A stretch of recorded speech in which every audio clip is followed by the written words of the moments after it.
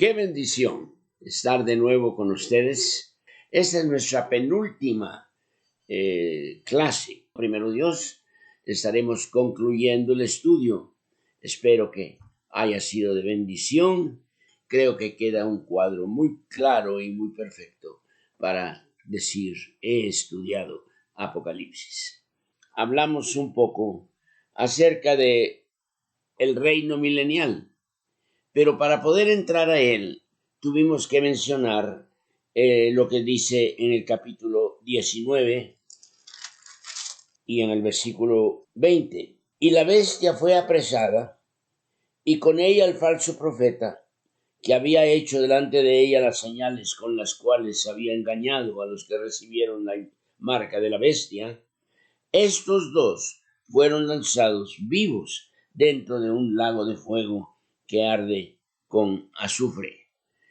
Recuerdan que hemos venido hablando de un trío maligno. Aquí van dos ya. Estos dos son lanzados al lago de fuego, pero nos queda uno. Ese uno es Satanás, el dragón, como le dice en el capítulo 20, versículo 2. Prendió al dragón, dice un ángel, y la serpiente antigua, que es el diablo y Satanás, y lo ató por 1000 años. Ahora, cuando hablamos de 1000 años, hermanos, tienen que ser literales. Algunos tratan de aún anularlo, pero la Escritura lo enseña, lo dice. Mire, la palabra milenio o milenial aparece en los versículos del capítulo 20, versículo 2, versículo 3, versículo 4, 5, 6 y 7. Entonces tenemos que hacerle caso. Y estos 1000 años, Dios los separa para que Él pueda reinar y nosotros reinaremos con Él también. Por 1000 años. Durante ese tiempo, Satanás es atado, como ya lo leímos, y lanzado al abismo. Lo ponen preso, digamos, por 1000 años. Entonces, durante este reinado del Señor, Satanás no está presente. Pero al final del milenio, la Biblia dice que Satanás tiene que ser soltado por un poco de tiempo. Ahora la pregunta sería, bueno, ¿por qué? Yo creo que es para darle el último masazo. Él quiere todavía mostrar que puede hacer algo en contra del Rey de Reyes, y el Rey de Reyes tiene que mostrarle que no, que Él es el único que merece la adoración. Él es el único que merece ser distinguido y no Satanás. Satanás es destruido entonces, y dice la Escritura que en el versículo 10 del capítulo 20, y el diablo que los engañaba fue lanzado en el lago de fuego y azufre, donde estaba la bestia y el falso profeta, y serán atormentados día y noche por los siglos de los siglos. El trío ha concluido. El Rey de Reyes entra con todo su furor, con toda su fuerza, y ahora entramos a una nueva etapa. La etapa que llamamos el reino milenial, que prácticamente es el cumplimiento de un pacto que se había hecho en el Antiguo Testamento, el pacto davídico, es decir, Dios con David. Y él había prometido que de su descendencia alguien se sentaría en el trono. Entonces vemos nosotros que el Señor ya está funcionando y está trabajando en el puesto que se le ha otorgado. Ahora, la maldición será levantada al inicio de esto. Maldición que fue puesta desde Génesis a los animales.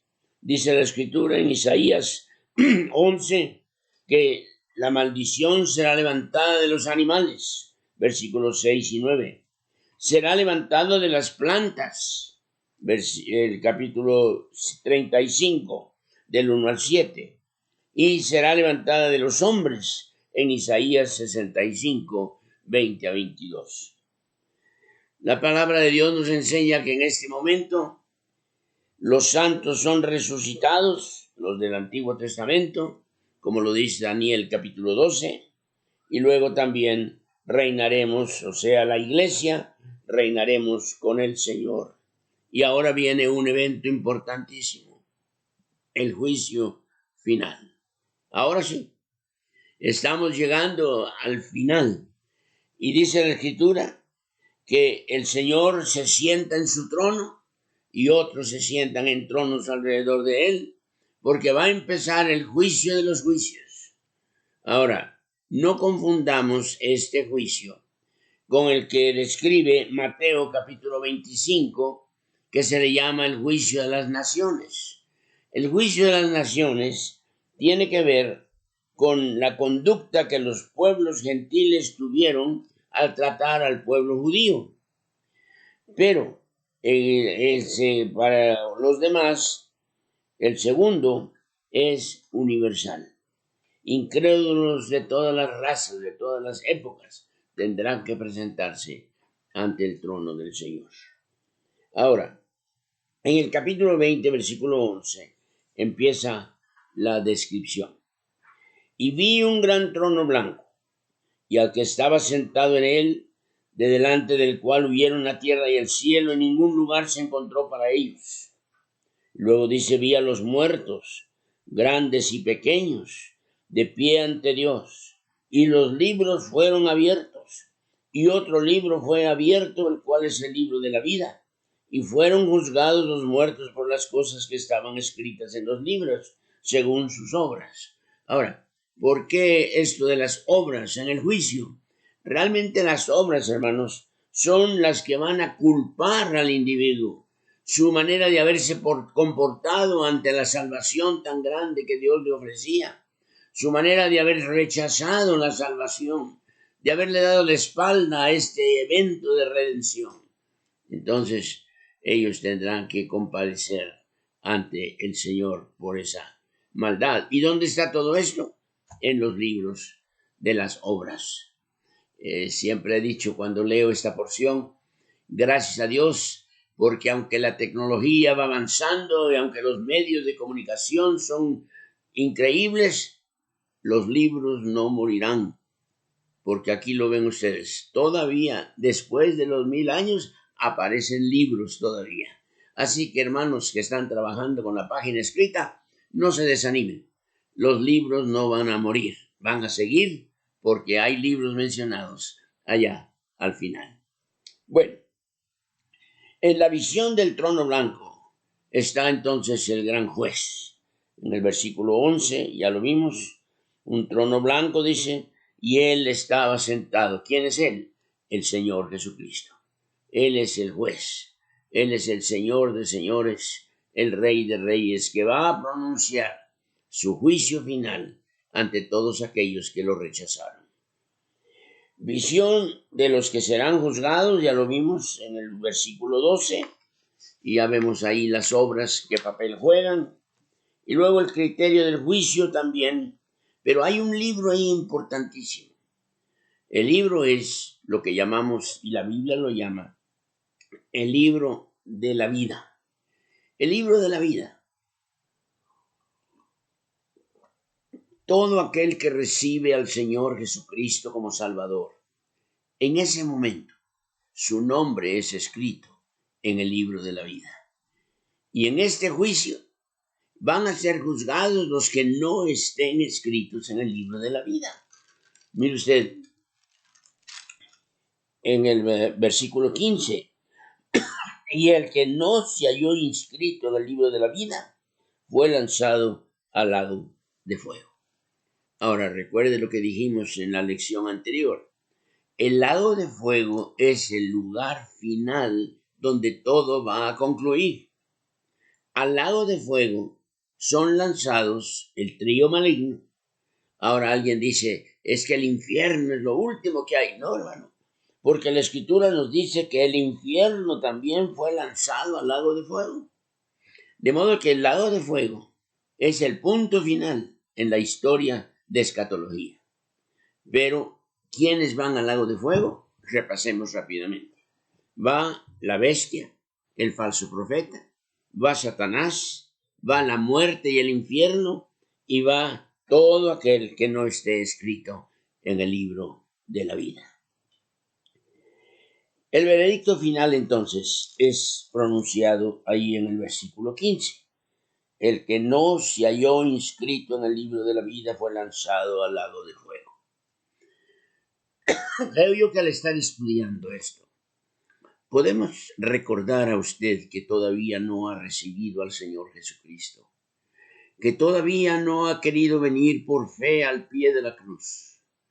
Recordarle, el final va a ser terrible, el final va a ser horroroso, horrendo para aquellos que rechazaron esa salvación. Pero ahora estamos a tiempo. Usted puede hoy, usted puede en este día decirle, Señor, reconozco que soy pecador y reconozco mi conducta como me ha llevado alejándome de ti. Pero en este día yo quiero clamar, yo quiero pedir tu ayuda, quiero pedir que tú me redimas, que tú me perdones, que tú me cambies, que tú me inscribas en el libro de la vida. Y entonces sí, podrá usted decir como el apóstol Pablo, para mí el vivir es Cristo y el morir es ganancia. Aquel que muere sin Cristo no tiene una ganancia esperándole. Al contrario, el que nace 2 veces solo va a morir una. Es decir, cuando nace físicamente, cuando nace espiritualmente, él solo va a morir físicamente. Pero aquel que no lo hace, aquel que no acepta al Señor Jesucristo, que no tiene un cambio antes, va a tener 2 muertes, la física y la espiritual, que es condenatoria. Yo creo que nosotros, hermanos, podemos ver esto y decirle, Señor, gracias, porque el Evangelio llegó a mí, de alguna manera, algún familiar, algún predicador, algún evento, alguna experiencia, pero gracias porque comprendí y ahora mi nombre está escrito en el libro de la vida. Así que yo quisiera que en esta mañana o en este día usted se apartara, inclinara su rostro y le dijera, Señor, te necesito, creo en ti, te recibo, y en ese momento su nombre es inscrito en el libro de la vida y usted no tendrá que compadecer ante este trono blanco. En los capítulos siguientes, en el capítulo 21 y en el capítulo 22, que es la conclusión prácticamente del libro y de todo, encontraremos escenas preciosas. Vamos a ver nosotros varias cosas que quizá nunca hemos ni imaginado siquiera. Pero el Señor nos muestra que Él va a ver o va a ser más bien una nueva creación, va a presentar una nueva Jerusalén, todo será hecho nuevo. Dice allá en el capítulo 20, versículo 11, y también en 2 de Pedro 3, del 10 al 13, hay cambios cósmicos, todo será hecho nuevo. Las tierras y el cielo huyeron. Será una creación muy diferente. Y aquí podremos ver también que no habrá mar, no habrá sol, no habrá luna, no habrá noche, no habrá cosa inmunda, no habrá peligro. Mire, este es el lugar que anhelamos aquí en la tierra, pero no lo podemos tener. Esta es la razón por la cual muchos dicen, es que si hay un Dios, ¿por qué permite todo esto? Ayer estaba leyendo en un mensaje que me enviaron de una ilustración muy bonita, de un hombre, un peluquero, que le decía a su cliente, pues yo no creo en Dios. Y el cliente pues no sabía cómo decirle o explicarle. Dice, mire, dice, si hubiera un Dios, no habría tantos muertos, no habría sufrimiento, no habría asaltos, no habría muerte, pero no hay Dios, por eso está todo así. El hombre pues se levantó de la silla, le dio las gracias, salió, pensando cómo le puedo enseñar a este hombre que sí hay Dios y que todo lo que ha escrito y dicho se va a cumplir. Y vio a un hombre ahí parado afuera de la peluquería, con su pelo largo, su barba larga, desarreglado, un hombre de veras que no tenía ninguna presentación atractiva. Y le dice, oiga, venga, acompáñeme por favor aquí adentro. Y cuando entró el peluquero se le queda viendo, le dice, ¿qué pasó? Y dice, mire, ¿sabe usted? Le dice que no hay peluqueros en esta ciudad. ¿Cómo que no hay? ¿Si yo qué soy? Mire, dice, si usted fuera un buen peluquero, este hombre no estaría así. Este hombre no estaría con ese pelo como greña, ¿eh?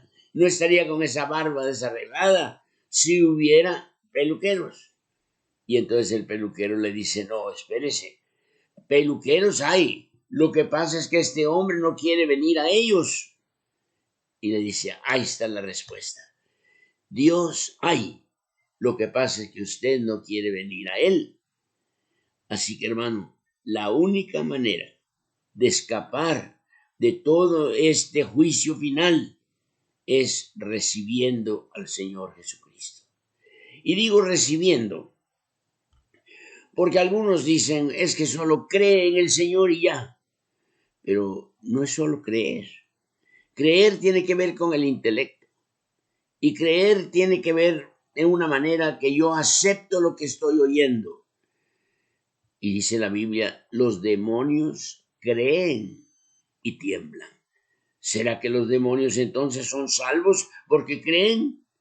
No. El creer no es suficiente. En Juan 1:12 dice, mas a todos los que le recibieron, dióles potestad de ser hechos hijos de Dios. No solamente es el creer, sino ahora el recibir. Y si usted recibe al Señor Jesucristo, lo acepta como su Salvador, como su Señor, lo acepta como su Redentor, lo acepta como el único que puede darle vida y hacerlo nueva criatura, entonces el cambio vendrá. Ha oído esa expresión, todos somos hijos de Dios, la paternidad universal de Dios, ¿verdad? Pero la Biblia no enseña eso. La Biblia sí enseña que somos criaturas de Dios. Él nos hizo y no nosotros a nosotros mismos. Pero para poder ser de criatura a hijo, tenemos que recibir al Señor Jesucristo como Salvador. Por eso dice, el que está en Cristo, nueva criatura es. Las cosas viejas pasaron, he aquí todas son hechas nuevas. Y hermano, eso es una ilustración, digamos, de lo que está haciendo el Señor aquí al final. Todo será hecho nuevo. Todo será como no lo imaginamos. Todo será como lo deseamos. Pero no se ha cumplido hasta que todo esto vaya tomando su lugar. Una creación totalmente diferente. Dice en el capítulo 21 que todo será nuevo, no habrá mar, no habrá sol, no habrá luna, no habrá noche, no habrá cosa inmunda. Bueno, es algo, como dije, que no nos podemos ni imaginar. Sin embargo, aquí presenta el Señor una vida de perfección, la que nunca hemos podido alcanzar en esta tierra. Una vida sin enfermedad, sin tristeza, sin dolor, sin lágrimas, sin hambre, sin muerte. Todo es nuevo. Esa es la promesa de Dios. Usted puede decir, no lo creo, no lo acepto. Otra vez. Supongamos que usted y yo estamos conversando sobre este tema. Y yo le digo, mire, pongamos que usted dice, no hay Dios. Y que usted no cree ni en el cielo, ni en el infierno, ni en las promesas que estamos leyendo. Pero yo sí creo en ellas.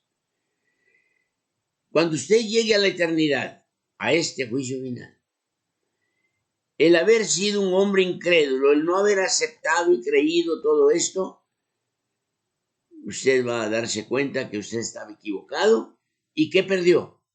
Perdió todo. Pongamos que yo sí creo que existe, que hay un Dios, que hay una vida eterna, que hay perdón de pecados. Lo acepto, lo creo. Y cuando llego a la eternidad, no existe nada de eso. ¿Qué pierdo? Nada. Así que el que en él cree, dice, no es condenado. Mas el que no cree ya es condenado. Querido amigo, la condenación no va a venir en el juicio final. La condenación ya está. Allá es nada más verificar y subrayar que esa condenación es verdad. Bueno, en el libro de Apocalipsis, pues, hemos visto una serie de eventos que van poco a poco surgiendo y saliendo. Y repasando de nuevo la palabra de Dios, todos estos eventos van tomando su lugar y nos van enseñando cuál es el plan que Dios tiene para nosotros y para la eternidad.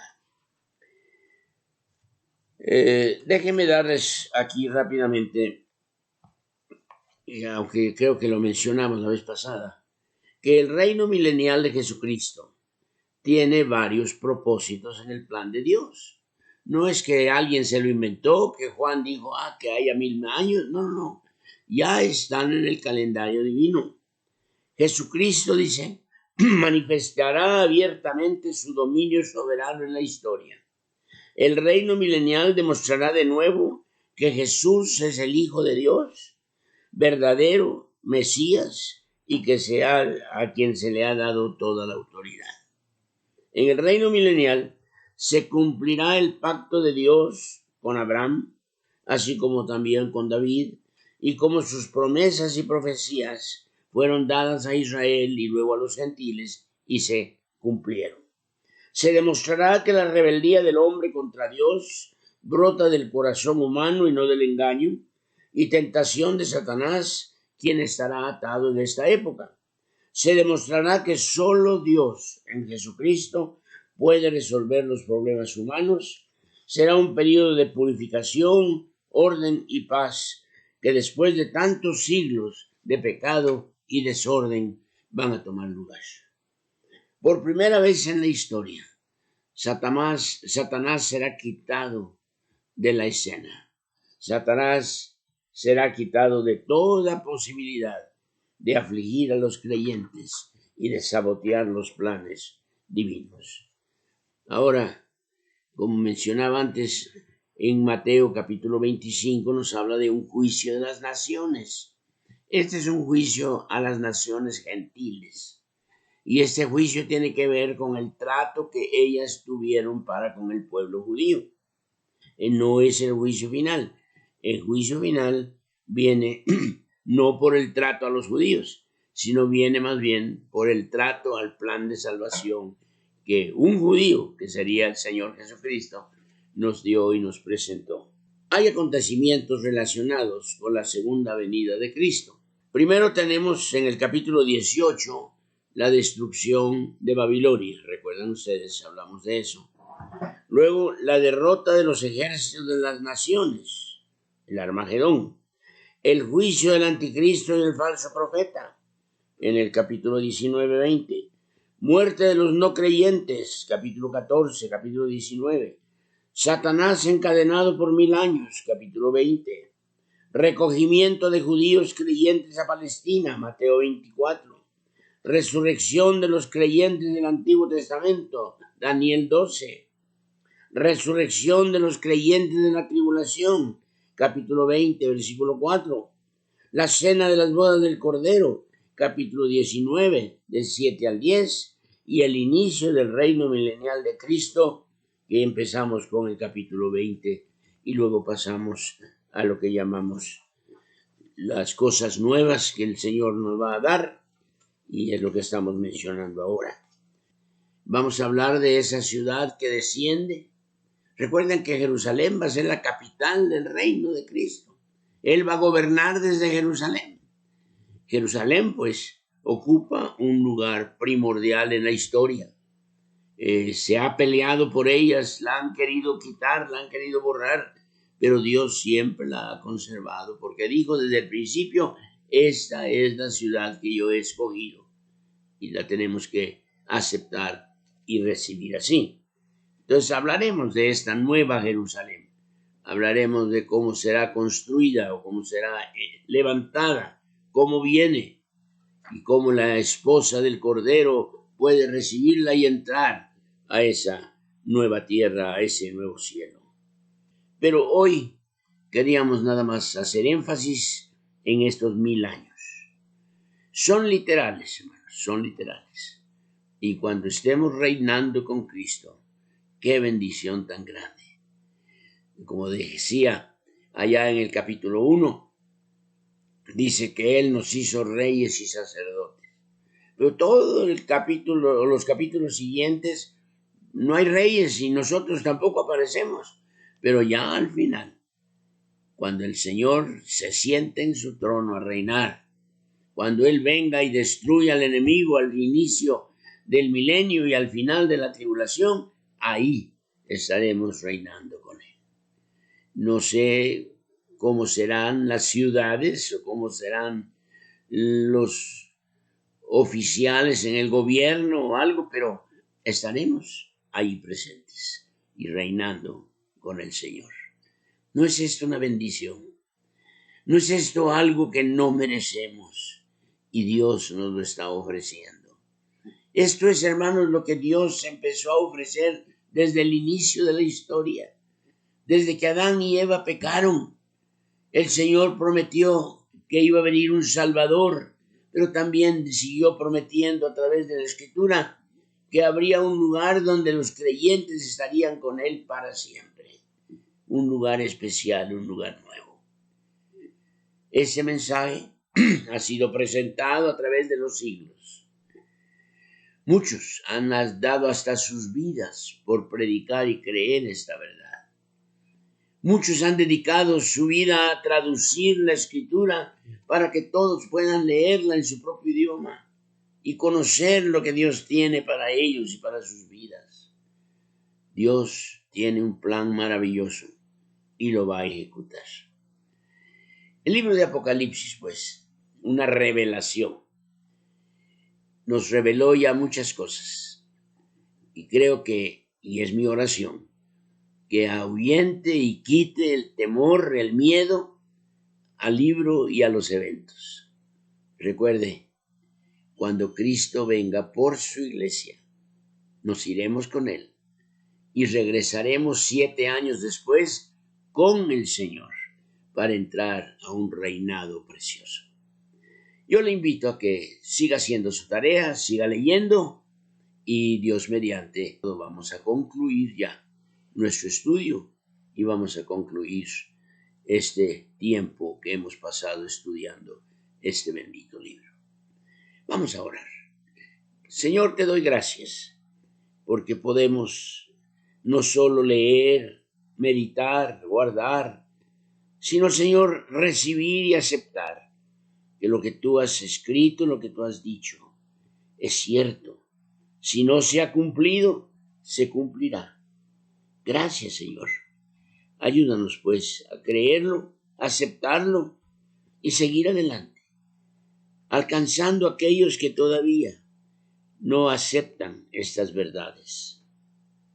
Aquellos que todavía le dan la espalda a este evento de salvación en la cruz. Ayúdanos, Señor, a gozarnos ahora con Él, porque sabemos que las promesas que nos ha dado son verdad y se cumplirán en el futuro. Te alabo y te bendigo en el nombre de Cristo.